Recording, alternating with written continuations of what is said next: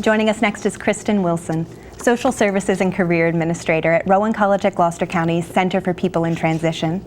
She's here to tell us about the center's work to promote the importance of consent and to draw attention to resources that exist for survivors of sexual assault.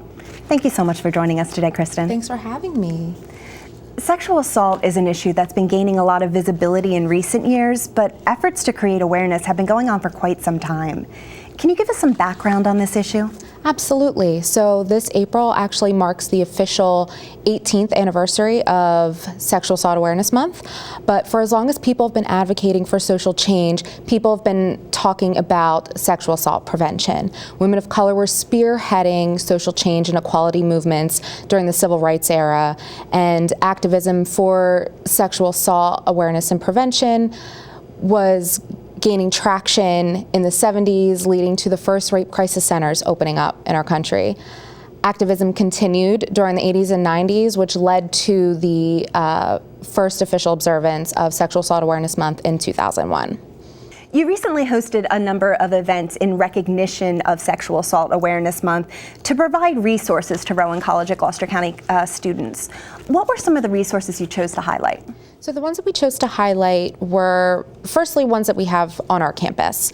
So we have bathroom signs that are in, or should be, in every single stall on our campus that highlight reporting processes and how to go about reporting things in a confidential way. So whether that is confidentially coming to our office at People in Transition or the Counseling and Wellness Center upstairs in the College Center, or going through and formally reporting through either the Title IX office, Student Affairs, or with security. We also highlighted our partnership with the Center for Family Services SERVE program, which they are the off-county provider. 24 hours a day, they have a hotline for survivors of domestic and sexual violence. So we chose to highlight those resources for our students to let them know that our campus is safe for them to talk about things that are happening to them. And while it might not be happening on our campus, it is happening to them out in the real world. And we want them to know that it's safe to talk about it with our staff here. Now, even though this is a very daunting issue, you did find a number of unique ways to draw students in and to make the topic feel more accessible. Can you tell us about some of those? Absolutely. So Sexual Assault Awareness Week was the first week in April, and we had a lot of activities. So the first one that we started with on Monday was our Teal Tutu Run that had students, staff, faculty, running an obstacle course around the green space on campus, and they had to wear tutus. There were, spinning on a bat. It was jumping rope. There was a lot of fun things, different teams that got involved. So it was nice to see everybody come together for that. Tuesday was a really jam-packed day. We started off with consent trivia, which trivia is something that Student Life does often. So they chose to do consent trivia, which talked about statistics, it talked about resources, and it talked about what consent is and what it isn't within relationships. So Rachel Hacker was there, or it wasn't Rachel, it was Mike Beckford. He was actually doing the trivia questions, and I was kind of there to answer any of the questions when some of the answers were wrong, which it's okay that they got the answers wrong. So with trivia, the next event that we had on Tuesday was our Survivor Art Gallery, which is one of my favorite things that we started on campus. We had submissions from students that ranged from actual pieces of artwork to spoken word poetry and an actual musical performance. And these are survivors that we have on our campus, and giving them an outlet to help their healing process is really powerful, and it's still going on right now in the art gallery over in the College Center, so that's really exciting.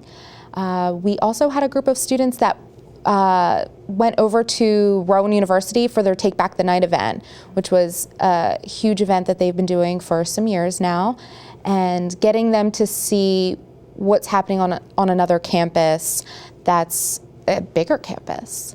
that was really exciting for them to see different ways that groups are getting together to talk about this.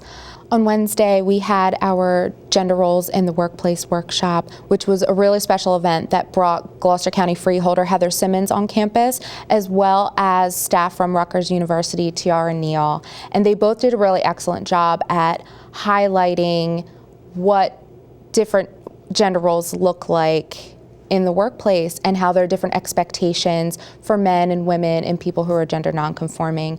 And Heather is a great speaker as well, who always brings her story to life to everyone that she speaks with. So it was really great to have them both on campus that day. And Thursday was another one of my favorite events. We had the CAP Center sponsor a Helping Professions Career Fair. So we had agencies and organizations from the community come onto campus and talk about the internship and career opportunities within the field of healthcare, social service, social work, criminal justice, psychology, sociology, to really see what options are out there. And students know that they want to help people, but they might not know how or what their career is going to look like in that capacity. So I thought that was a really fun and exciting event to really target those students. So as much as we did that week, we're always striving to do more, which is exciting for me.